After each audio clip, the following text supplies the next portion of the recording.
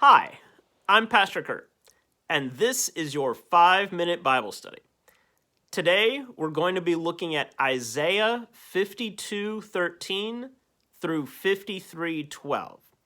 This is one of the suffering servant songs.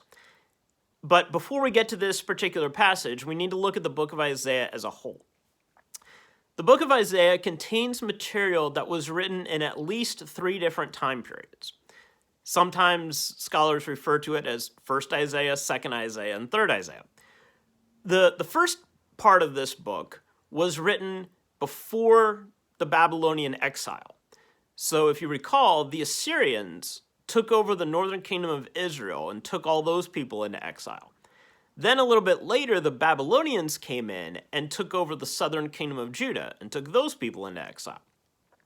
Well, the first part of Isaiah, which is about chapters 1 through 33, was written before the Babylonian exile. So it was written in the southern kingdom of Judah at that time. It's a call to the people to stay away from worshiping other gods, stay away from idols, that sort of thing. Then we get a short little transition section from about chapters 34 through 39 that ties back into the material we heard in the first part and also looks ahead to 2nd Isaiah. 2nd Isaiah is chapters 40 through 55, and this material was written during the Babylonian exile. In this section, we hear a lot of words of hope and comfort and promise because these people are living away from their homeland. They're living in a foreign land, and they don't know if they'll ever get to return back home.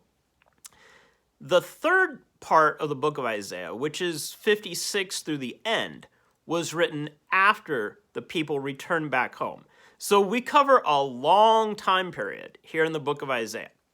But it's important to see that we have material from before the Babylonian exile, during the Babylonian exile, and after the exile.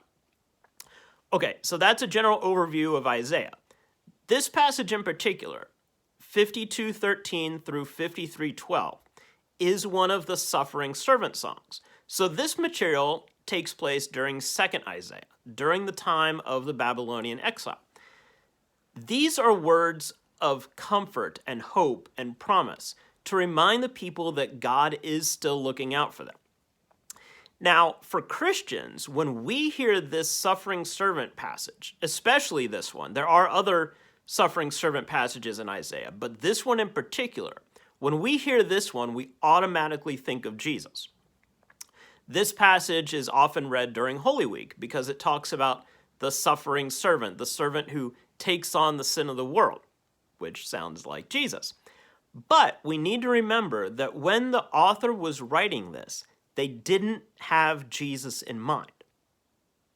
All they knew was that God was going to be faithful to God's promises. So it's unclear who the author thought this suffering servant might be. Sometimes it's thought to maybe be the prophet Isaiah himself, or sometimes it's thought to be God's people as a whole at that time. Remember, they were experiencing a great amount of suffering, and yet there will be new life after this. They will be able to head back home. As I said, for Christians, we see Jesus fulfilling this role of the suffering servant. Because if you remember, God made a promise to David that someone from David's line would always be on the throne. Well, when Jerusalem was captured and the temple was destroyed, and the people were taken into exile, the people wondered, will God still be faithful to God's promise? Yes, of course. So then they start to wonder, okay, now that we're not at home anymore, now that the temple's been destroyed, how are we going to see this promise play out?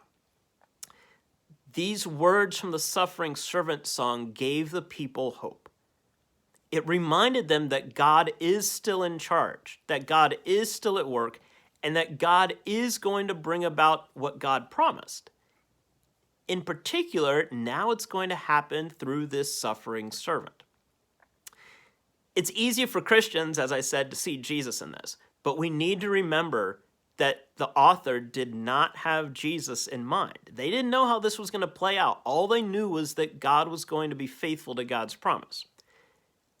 This suffering servant reminds us that God does bring new life out of suffering. Sometimes we can't always see that.